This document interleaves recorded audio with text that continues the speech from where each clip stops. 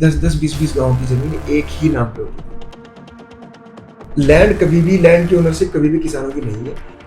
क्या हमारे पास राइट्स हैं कि हम रिजेक्ट कर दें कि हम अपनी ज़मीन नहीं लेंगे? जब चाहे गवर्नमेंट तब उनसे ज़मीन ले सकती है वापस।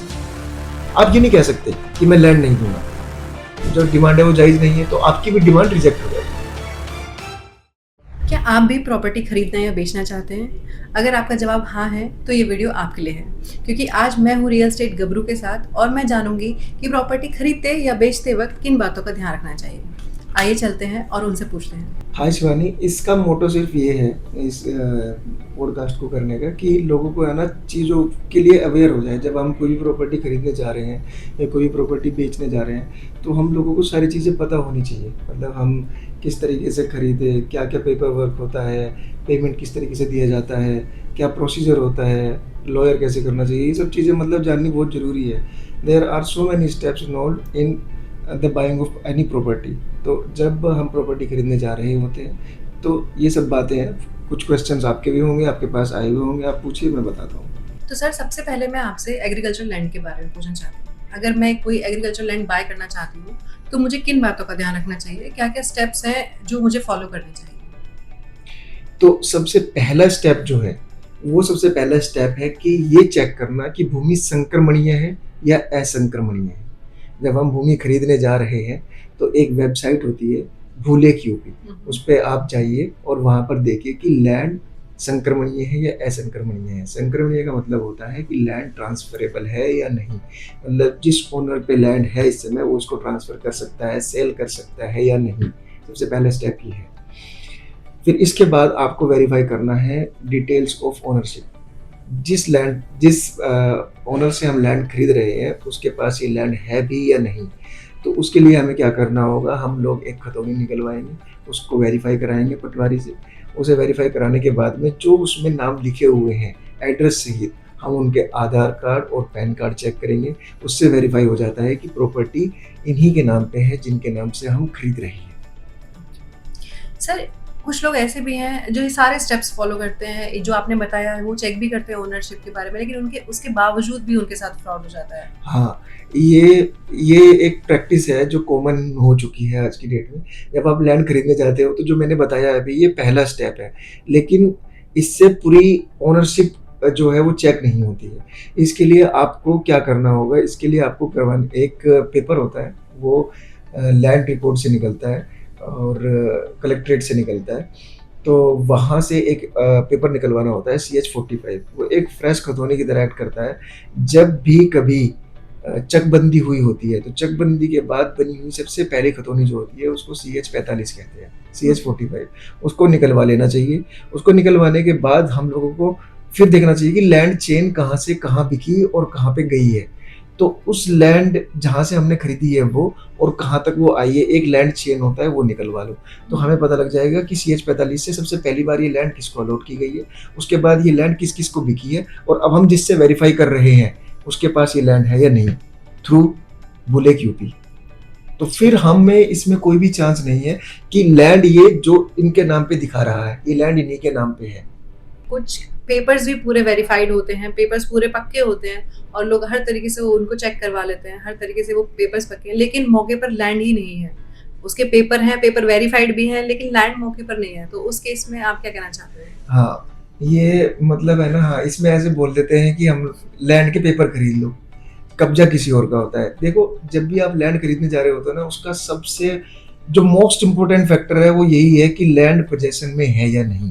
जिससे आप खरीद रहे हैं लैंड, लैंड उसके पोजीशन में है या नहीं, या लैंड डिस्प्यूटेड है, उस पर कोई और तो कब्जा करके नहीं बैठा हुआ है। तो उसके लिए क्या होता है, आप सबसे ये आपने चेक कर लिया, ये पहला प्रोसेस पूरा हो चुका है जब आपने भूलेख पे चेक कर लिया। अब एक वेबसाइट और होती है भूनक्शा। तो भूनक्शा पे आप जाइए और उस पे एक सिजरा होता है पूरे के पूरे गांव का, जिस गांव की आप लैंड खरीद रहे हैं उसका एक नक्शा होता है। उस नक्शे पे खसरा नंबर या प्लॉट नंबर डालिए आप। उसमें स्टेप है, सबसे पहले आप जाइए, सबसे पहले आप डिस्ट्रिक्ट चूज़ कीजिए, डिस्ट्रिक्ट के बाद फिर आप विलेज चूज़ कीजिए, फिर विलेज के बाद खसरा नंबर या प्लॉट नंबर चूज़ कीजिए, उसके बाद आपका प्लॉट आ जाएगा। तो उस प्लॉट पे जैसे ही आप क्लिक करेंगे, उस प्लॉट पे जैसे ही आप प्लॉट नंबर डाल के क्लिक करेंगे तो पूरा का पूरा डिटेल आ जाएगा कि ये प्लॉट जिनसे आपने वेरीफाई किया है भूलेख के थ्रू, या तो उनका नाम आएगा उस प्लॉट पे और या तो फिर नहीं आएगा। तो अब आपको देखना है उस प्लॉट के लेफ्ट में कौन है, राइट में कौन है, उसके साउथ में कौन है और उसके नॉर्थ में कौन है। मतलब आपको चारों दिशाएं वेरीफाई करनी है बाई भू नक्शा। तो भू नक्शा पे आपने चारों दिशाएं चेक कर लिए। अब आपका भूलेख यूपी वाला जो है वो तो स्टेप पूरा हो चुका था, लेकिन अब आप भू नक्शा से जैसे ही आपने चेक किया तो आप साइट पे जाएंगे जहाँ से पे आप लैंड खरीद रहे हैं। अब आप ये ओनर को बताएं या ना बताएं कि मैं लैंड पे जा रहा हूँ, लेकिन अब आप उसकी चारों दिशाएं चेक करेंगे कि इसके फ्रंट पे भू नक्शा पे एक रोड दिख रहा है तो वो रोड है या नहीं, इसके लेफ्ट में जो लैंड है वो अतरपाल की है वो दिख रही है नहीं, इसके पीछे लैंड मनोज की है सपोज करो वो दिख रही है या नहीं, इसके बराबर में लोन इसके बराबर में जो लैंड है वो सूरजमल की है वो है या नहीं। और उन तीनों से वेरीफाई करना कि ये लैंड तीनों की है या नहीं और इसके सामने एक रोड है या नहीं। तो फिर हमारा सबसे पहली बात ओनरशिप हमारी चेक हो गई है CH45 लैंड चेन एंड भूलेख से। सेकंड हमारा चेक हो गया है लोकेशन ऑफ द लैंड कि ये लैंड यहाँ पे है या नहीं, तब ये पूरा वेरिफिकेशन माना जाएगा। ठीक है सर, हमारी लैंड के पेपर्स वेरीफाई हो गए, लैंड मौके पर भी वेरीफाई हो गई। अब उससे आगे का प्रोसेस बताइए, टोकन देने से लेकर रजिस्ट्री करवाने तक का हमारा क्या प्रोसेस होता है, थोड़ा वो बताइए। देखिए जब हमारे ये वेरिफिकेशन कंप्लीट हो गए हैं उसके बाद हम लोगों को करना होता है टोकन अमाउंट। मान लीजिए मैं बायर हूँ और आप सेलर हैं तो मुझे आपको एक टोकन अमाउंट देना होगा, लेकिन टोकन अमाउंट देने से पहले हम लोगों का ये अग्रीमेंट हो चुका होगा कि मैं लैंड मान लीजिए 10 रुपये में आपसे खरीद रहा हूँ, तो हमारा ये दोनों का अग्रीमेंट हो जाएगा कि हम 10 रुपये में इस लैंड को खरीद रहे हैं। इसके लिए मैंने आपको 1 रुपया टोकन देना है और मेरे को माइलस्टोन डिसाइड करनी है कि मेरे को आपको 3 उसमें स्टेप्स में पैसा देना है, ठीक है। लेकिन उससे भी पहले हम लोगों को ये जानना जरूरी होता है कि ये लैंड का सर्कल रेट क्या है। मान लीजिए सर्कल रेट उसका 5 रुपये था और आप उसे 10 रुपये में खरीदना चाह रहे हैं, तो अगर आप उसे 10 रुपये में खरीदना चाह रहे हैं तो स्टैम्प ड्यूटी आपको 10 रुपये के हिसाब से देनी होगी, और 5 रुपये के हिसाब से खरीद रहे हैं तो 5 रुपये के हिसाब से स्टैम्प ड्यूटी देनी होगी। तो सबसे पहले हमारा जो प्रोसेस होता है वो होता है ATS का, यानी अग्रीमेंट टू सेल। हमें एक अग्रीमेंट टू सेल साइन करना होगा, उसमें सेलर की पूरी डिटेल लिखी हुई होगी, लैंड की पूरी डिटेल लिखी हुई होगी, लैंड का सर्कल रेट लिखा हुआ होगा, हम दोनों ने कितने रुपए में लैंड को तय किया हुआ है वो लिखा हुआ होगा, उसमें जो है हमारे माइलस्टोन जो है पेमेंट की वो भी लिखी हुई होगी, मैं कितना टोकन दे रहा हूँ वो भी लिखा हुआ होगा, और लैंड किस डिस्ट्रिक्ट में पड़ती है, उसकी तहसील क्या है, ये सब कुछ बातें उसमें लिखी हुई होगी। इसके अलावा भी उसमें 2 विटनेस भी होंगे जो इस चीज को वेरीफाई करेंगे कि हाँ इन दोनों के बीच में ये अग्रीमेंट हो रहा है। Agreement to sell, agreement to sell एक बहुत ही मजबूत पेपर होता है। अगर किसी से आपने अग्रीमेंट टू सेल किया है तो आप उस पर क्लेम कर सकते हैं कि आपने उनको उतना पैसा दिया है, और ये जो है बहुत ही इम्पोर्टेंट और बहुत ही प्राइमरी स्टेप है किसी भी लैंड को खरीदने के लिए। सर जैसा कि आपने बताया कि हम जितने रुपए में हम वो लैंड खरीद रहे हैं हमें उसके हिसाब से ही स्टैम्प ड्यूटी देनी होती है, लेकिन लेट्स सपोज हमने सर्कल रेट के हिसाब से स्टैम्प ड्यूटी कम भर दी या ज़्यादा भर दी, तो उस केस में हमें क्या करना होगा, उस केस में क्या होगा? देखिए जो सर्कल रेट होता है ना वो जो रेवेन्यू डिपार्टमेंट होता है वो उसके थ्रू डिसाइड होता है। तो मतलब जैसे आप कोई लैंड खरीद रहे हैं और आपने स्टैम्प ड्यूटी उसकी कम दे दी है, मान लीजिए उसकी स्टैम्प ड्यूटी, मान लीजिए आप एग्रीकल्चर लैंड खरीद रहे हैं जिसकी स्टैम्प ड्यूटी 5% लगती है यूजुअली, ठीक है, और 1% की रसीद कटती है जो तहसील से लगती है। तो जो 5% मान लीजिए आपने 1 लाख रुपए की लैंड खरीदी, तो 1 लाख रुपए का 5% यानी 5,000 रुपये, तो आपको 5,000 रुपये का स्टैम्प ड्यूटी देना था, और आपने 4,000 रुपये की स्टैम्प ड्यूटी देके और या 4,400 रुपये की या 4,500 रुपये की स्टैम्प ड्यूटी देके आपने रजिस्ट्री करा दी, तो उस केस में रजिस्ट्रार आपको नोटिस भेज सकता है कि आपने जो रजिस्ट्री कराई है इसमें स्टैम्प ड्यूटी आपने कम लगाई है, और वो अपनी मन मर्जी से कुछ भी आप पे पेनल्टी लगा सकता है। और अगर वो पेनल्टी आप नहीं देंगे तो फिर उसके और भी बहुत सारे जो है चांसेस ऐसे हैं कि आप पे ज़मीन जो है आपसे ले ली जाएगी या फिर आपकी कुर्की कर ली जाएगी। मतलब वो जैसे जैसे आप अगर नहीं देते हैं, जैसे जैसे टाइम बीतता जाता है, तो आपको इस चीज़ों का बहुत ध्यान रखना है कि आपको स्टैम्प ड्यूटी अगर मान लीजिए 10 रुपये की बैठ रही है तो स्टैम्प ड्यूटी आपको हमेशा 12 की पे करनी चाहिए, जिससे कि कोई भी क्लेम ना हो सके उस पर। तो हमेशा स्टैम्प ड्यूटी ज़्यादा पे करनी चाहिए। एंड इन दैट केस मान लीजिए कि हमारा सर्कल रेट 10 रुपये का है और सर्कल रेट किसी ने पहले ही रजिस्ट्री जो करा रखी है वो 15 रुपये पे करा रखी है, तो अब आपकी रजिस्ट्री का जो बेस रेट होगा वो 15 रुपये ही होगा। अब आप सर्कल रेट के हिसाब से रजिस्ट्री नहीं करा सकते। नंबर 2 बात ये है, अब मान लीजिए कि आप किसी का सर्कल रेट 10 रुपये था और अब आप उस लैंड को खरीदने जा रहे हैं, आप 20 रुपये में खरीद रहे हैं उसको, तो इसकी कोई प्रॉब्लम नहीं है। आप 20 रुपये के हिसाब से स्टैम्प ड्यूटी दे सकते हैं, कोई प्रॉब्लम नहीं है। गवर्नमेंट को के पास रेवेन्यू ऑफ डिपार्टमेंट में पैसा आ रहा है और किसी को भी पैसा बुरा नहीं लगता है। सीधी सी बात ये है, आप कम सर्किल रेट से कम आप स्टैम्प ड्यूटी नहीं दे सकते, ये अलाउड ही नहीं है। आप पे बहुत हैवी पेनल्टी के चार्जेस होते हैं और जो लगाता भी है एसडीएम रेवेन्यू। ठीक है सर, अब ये बताइए कि इंडिया में लोगों को लगता है कि रजिस्ट्री ही लैंड ओनरशिप का सबसे बड़ा प्रूफ है और यही कॉमन नोन फैक्ट है, लेकिन अब हमने रजिस्ट्री करवा दी है, उसके बाद का स्टेप अगर आप हमें बता सके कि उसके बाद भी कोई स्टेप होता है ओनरशिप को क्लेम करने का या नहीं? हाँ, देखिए लैंड रजिस्ट्री जो होती है वो एक अग्रीमेंट की तरह काम करता है। मतलब आपने एक मेरे और आपके बीच में एक अग्रीमेंट हुआ और हमने उसको रजिस्टर करा दिया। That is in between you and me when I am a buyer and you are a seller. इसके बारे में गवर्नमेंट ने इसको रजिस्टर कर लिया है, बट अभी आपकी ओनरशिप नहीं हुई है, ये सच बात है। ये तो अग्रीमेंट हमारे और आपके बीच में हुआ है और ये रजिस्टर गवर्नमेंट ने कर लिया है कि इनके और दोनों के बीच में अग्रीमेंट हुआ है, बट लैंड अभी आपकी नहीं है गवर्नमेंट की नज़रों में। तो इसके लिए हमको कराना होता है दाखिल खारिज, जिसको कहते हैं हम म्यूटेशन। तो उसके लिए 45 दिन का टाइम होता है। रजिस्ट्री आपकी डन हो गई है, पेमेंट आपने पूरा कर दिया है, उसके बाद में 45 डेज के बाद आप म्यूटेशन के लिए अप्लाई कर सकते हैं, दाखिल खारिज के लिए अप्लाई कर सकते हैं। ये 45 दिन भी क्यों दिए जाते हैं?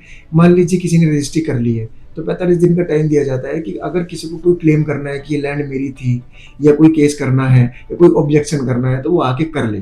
45 दिन का टाइम दिया जाता है रजिस्ट्री के बाद।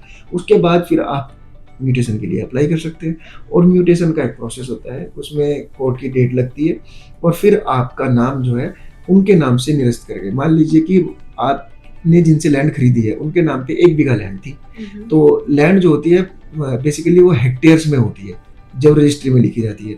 तो मान लीजिए आपने किसी लैंड खरीदी, उसके पास 1 हेक्टेयर लैंड थी और 1 हेक्टेयर आपने खरीद ली, तो म्यूटेशन में लिख के आएगा कि 1 हेक्टेयर लैंड सूरजमल के नाम से निरस्त करके आपके नाम पर चढ़ा दी गई है।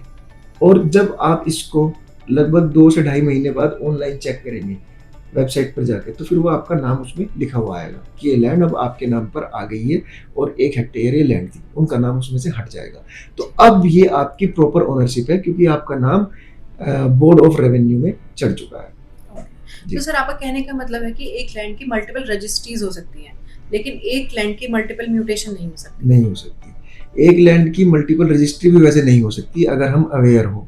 उसका एक तरीका है, मान लीजिए कि आप किसी लैंड को खरीदने जा रहे हैं, तो एक बार एक वेबसाइट होती है IGRS UP, उस पर आप जाइए, जाकर चेक कीजिए कि इस लैंड की रजिस्ट्री तो नहीं हो गई है पहले। तो उसमें स्टैम्प जब खरीदा जाता है तो उसमें पूरा का पूरा रिकॉर्ड आ जाता है, तो उसमें आप चेक कर सकते हैं कि लैंड की रजिस्ट्री पहले हो तो नहीं गई है। अगर हो गई है तो उसका मतलब आपके साथ फ्रॉड हो रहा है, तो आप ये चेक करके तभी रजिस्ट्री अपने नाम पे कराएं। उसके बाद आपके नाम पे जब म्यूटेशन हो जाएगा, फिर वो अगर किसी और को रजिस्ट्री करा भी देंगे तो उससे कोई फर्क नहीं पड़ेगा, बिल्कुल ऑलरेडी म्यूटेशन आपके नाम पे है, और जब उनकी म्यूटेशन जाएगी होने के लिए तो वो रिजेक्ट हो जाएगी। ठीक है सर, टोकन से लेकर म्यूटेशन तक आपने बता दिया, वो मुझे समझ आ गया, लेकिन मुझे थोड़ा सा और डीप में बताइए कि जमींदारी सिस्टम क्या होता है, किस तरह से लोगों पे लैंड डिस्ट्रीब्यूट हुई, फार्मर्स को लैंड कैसे मिली, फार्मर्स तक कैसे पहुंची, जब इंडिया को आज़ादी मिल गई उसके बाद थोड़ा क्या सीन रहा, कैसे हम जमींदारी कल्चर से लेके फिर बाद में हम फार्मर्स पे लैंड डिस्ट्रीब्यूट हुई, तो थोड़ा उसका बताएंगे? हाँ, देखिए पहले क्या होता था, फ्रीडम से पहले एक जमींदारी सिस्टम था। उसमें क्या होता था, एक ही नाम पे 10-10, 20-20 गाँव की जमीन एक ही नाम पे होती थी। तो जमींदार जो होता था एक्चुअली वो क्या होता था, वो मीडियोकर होता था। किसान और गवर्नमेंट के बीच में एक आदमी होता था, एक ब्रोकर होता था, जो कि किसानों से लगान लेकर गवर्नमेंट को देता था। तो गवर्नमेंट का इससे क्या होता था, ब्रिटिश गवर्नमेंट का इससे काम कम हो जाता था। वो सिर्फ जमींदार से जाके पूछते थे कि हमें लगान दो, जमींदार किसानों से लेता था मनमाना लगान। अब वो इनकी मर्जी थी ब्रिटिश गवर्नमेंट की, वो कितना लगान लेना चाहते हैं और जमींदार कितना लेना चाहता है किसानों से। तो एक ही जमींदार के नाम पे 10-10 हज़ार एकड़ लैंड, 10,000 हेक्टेयर लैंड, ये इस तरीके से होते थे। लेकिन जमींदार भी उस पे लैंड पे खुद खेती नहीं करता था, पॉसिबल ही नहीं है एक आदमी लैंड पे इतनी पे खेती कर ले। तो वो क्या करता था, वो उस लैंड को गांव के किसानों को ही दे देता था कि आप इन पे इस 100 बीघा लैंड पे आप खेती कर लो, 100 बीघा लैंड पे आप खेती कर लो, 100 बीघा लैंड पे आप खेती कर लो। इस तरीके से वो लैंड को डिस्ट्रीब्यूट करके रखता था और अपने पास पेपर रखता था उसके कि किस किसान के पास कितनी लैंड है। ये वाला सिस्टम था जमींदारी सिस्टम। ओके सर, फिर बताइए कि ज़मींदारी फिर ख़त्म कैसे हुई? कैसे किसानों तक पहुँच गई ये ज़मीन, जो ज़मींदारों को हुआ करती थी एक टाइम पे? हाँ, तो इसमें देखो एक चीज़ और है, 1950 में, हाँ 1950 में ही एक जमींदारी अबोलिशन एक्ट आया, तो वो यूपी में आया सबसे पहले, और जुलाई 1952, if I am not wrong, जुलाई 1952 में जमींदारी अबोलिशन हो गई और लैंड सीलिंग लगा दी गई कि एक व्यक्ति के नाम पर 12 साढ़े 12 एकड़ से ज़्यादा लैंड नहीं हो सकती है। ठीक है, तो फिर उसके बाद में किसानों को लैंड, जिस लैंड पे किसान खेती कर रहे थे 10 साल से 20 साल से, वो लैंड उन्हीं किसानों को दे दी गई एज ए उनको टीनेंट बनाकर। ठीक है, वैसे देखा जाए अगर तो पूरे भारत की जो लैंड है वो भारत की गवर्नमेंट की ही लैंड है, यूपी की गवर्नमेंट की लैंड है, पूरी की पूरी लैंड जो होती है। इसीलिए जब भी कोई किसानों से एक्विजिशन किया जाता है लैंड का, तो उनको बोला जाता है कि उनको कॉम्पनसेशन दिया गया है, यानी कि मुआवजा दिया गया है। राइट। ये नहीं बोला जाता कि उनसे लैंड खरीद ली गई है और उनको पैसा दे दिया गया, क्योंकि लैंड गवर्नमेंट तो खरीद ही नहीं सकती, लैंड वो गवर्नमेंट की ही है। हर उनको एक, वेकेंट करने को बोला यस, जाता हर एक लैंड जब आप देखेंगे लैंड के ऊपर ही लिखा हुआ आता है भूमिधर विद ट्रांसफरेबल राइट। है। इसका मतलब, भूमिधर का मतलब होता है टेनेंट। इस हर एक व्यक्ति जो किसान है इस समय और किसान खेती कर रहा है, उसकी वो लैंड है, तो वो मोस्ट सिक्योर लैंड ओनरशिप मानी जाती है अगर वो भूमिधर विद ट्रांसफरेबल राइट्स हो। ये जो ओनरशिप होती है, इसमें आपकी लैंड आपके डिसेंडेंट्स पे ट्रांसफर होती रहेगी। जब आप इस दुनिया से चले जाएंगे तो आपके बेटों पे, इस तरीके से इसको फ्री होल्ड लैंड कहा जाता है। ठीक तो है। अब है ना, ये वाली जो लैंड है ये मोस्ट सिक्योर लैंड मानी जाती है किसानों की, और हमें जब हम खरीदे तो इसी लैंड को हमें खरीदना चाहिए। ठीक है, तो जब जमींदारी एवोल्यूशन हो गया, ये लैंड किसानों को दे दी गई एज ए टीनेंट, और ये सबसे मोस्ट सिक्योर लैंड है, जिसका मैंने अभी आपको बताया, भूमिधर विद ट्रांसफरेबल राइट। इसमें और भी होती है, जैसे भूमिधर विद नॉन ट्रांसफरेबल राइट, जैसे आसामी, बहुत तरह की लैंड होती है इसमें। तो इस तरीके से डिस्ट्रीब्यूशन किया गया बाद में। और उसके बाद जैसे कि कोई किसान 100 बीघे जमीन पर खेती कर रहा था, उसको वो किसानों को खेती दे दी, लेकिन बहुत सारे ऐसे भी लोग थे जो गरीब लोग थे इंडिया में, जिनके पास जीविका नहीं थी और इतना इंडस्ट्रियलाइजेशन था नहीं इंडिया में। तो इसीलिए फिर गवर्नमेंट ने कुछ पट्टे दिए किसानों को, मतलब किसान बनाया जो गरीब लोग थे उनको, कि आप खेती करो। और इसीलिए हमारे देश को पहले कृषि प्रधान देश कहा जाता था, क्योंकि इंडस्ट्रियल रेवोल्यूशन तो था नहीं, और लोगों का सोर्स ऑफ इनकम जो था प्राइमरीली वो खेती ही था। तो अब छोटे छोटे खेत उनको दिए गए, 10-10, 12-12 बीघा, 20 बीघा, 1 एकड़, 5 एकड़, 10 एकड़, जिस तरीके की भी उपजाऊ जमीन थी वहां पे। तो वो लैंड जो थी वो पट्टे की लैंड कहलाती थी, उसको कहते थे भूमिधर विद नॉन ट्रांसफरेबल राइट। ठीक है, ये जो होते हैं, ये इस लैंड को आप सेल नहीं कर सकते हैं, आप अपनी जनरेशंस को मिल जाएगी नहीं, ये मिल सकती है जनरेशन को। इसकी एक कंडीशन है, मान लीजिए कि आपको पट्टा दिया गया है और उस पट्टे का पर्पज था उसमें आप खेती करेंगे, तो वो जो खेती उसमें आपने मान लीजिए खेती करनी थी उस खेत में, और आपने उसमें घर बना लिया, तो किसान, जब किसान के पास यहाँ पे इंस्पेक्शन आएगा अधिकारियों का, तो वो आके आपके पट्टे कैंसिल कर सकते हैं, क्योंकि आपको ये खेती के लिए दी गई थी जगह और आपने इसमें घर बना लिया। तो उसका पर्पस बहुत ही स्पेसिफिक होता है, आपको दी गई है खेती के लिए तो आपको खेती ही करनी है। लेकिन जब आप इसमें 10 साल हो जाते हैं आपको इसमें खेती करते हुए, तो फिर ये जो ओनरशिप है ये ट्रांसफरेबल राइट में बदल जाती है। जो नॉन ट्रांसफरेबल था उसको ट्रांसफरेबल राइट में चेंज कर दिया जाता है। तो फिर आपकी ये जो जमीन है, ये जमीन भी फिर मोस्ट सिक्योर लैंड हो जाती है। तो इस तरीके से जमींदारी को खत्म किया गया और इस तरीके से लैंड किसानों को दी गई। बट ये जो किसान समझते हैं कि लैंड मेरी है, लैंड कभी भी, लैंड की ओनरशिप कभी भी किसानों की नहीं है। वे जो है लैंड पे जो है किसान सिर्फ टीनेंट की तरह एक्ट करते हैं, और जब चाहे गवर्नमेंट तब उनसे जमीन ले सकती है वापस, और उसका उनको कॉम्पनसेशन दे सकती है, मुआवजा दे सकती है, जो भी उस टाइम पर जायज हो, क्योंकि उनकी सोर्स ऑफ इनकम एक जो है लैंड ही थी। तो उनको फिर एक इस तरह की राशि दी जाती है, इस तरह का कैश दिया जाता है, जिससे कि वो कुछ और काम करके अपनी जीविका बना ले। सीधी सी बात ये है। सर, ये तो हम एग्रीकल्चरल लैंड के बारे में बात कर रहे थे, लेकिन अगर किसी लैंड का एनए हो गया है, नॉन एग्रीकल्चरल हो गई है, या फिर एग्रीकल्चरल है भी, और अगर सरकार उसको एक्विजिशन में लेना चाहे, सरकार उसको लेना चाहे, तो क्या हमारे पास राइट्स हैं कि हम रिजेक्ट कर दें कि हम अपनी जमीन नहीं देंगे? हाँ, ये राइट्स हैं कई हद तक। आप रिजेक्ट नहीं कर सकते, आप रिजेक्ट नहीं कर सकते हैं। आप कोर्ट में जाके एक अपील डाल सकते हैं कि मेरी ये लैंड है और मेरी इससे आजीविका चल रही है, या मैं यहाँ पे रहता हूँ, मैं यहाँ से अगर मुझे यहाँ से निकाला गया तो मैं कहाँ पे जाऊँगा। तो वो ह्यूमैनिटेरियन ग्राउंड पे अगर बात की जाए तो उस तरीके से बात होती है कि मान लो आपकी लैंड थी, आप उसमें रह रहे थे और गवर्नमेंट उसको लेना चाहती है, अब आप कहाँ जाएंगे। तो सुप्रीम कोर्ट या हमारे जो लॉ है उसके अकॉर्डिंग आप जाके अपील कर सकते हैं कि जो है मैं इस लैंड को नहीं दे रहा, या मुझे इस लैंड का सही मुआवजा या सही कॉम्पनसेशन नहीं मिल रहा है, इसलिए मैं इस लैंड को नहीं दूंगा।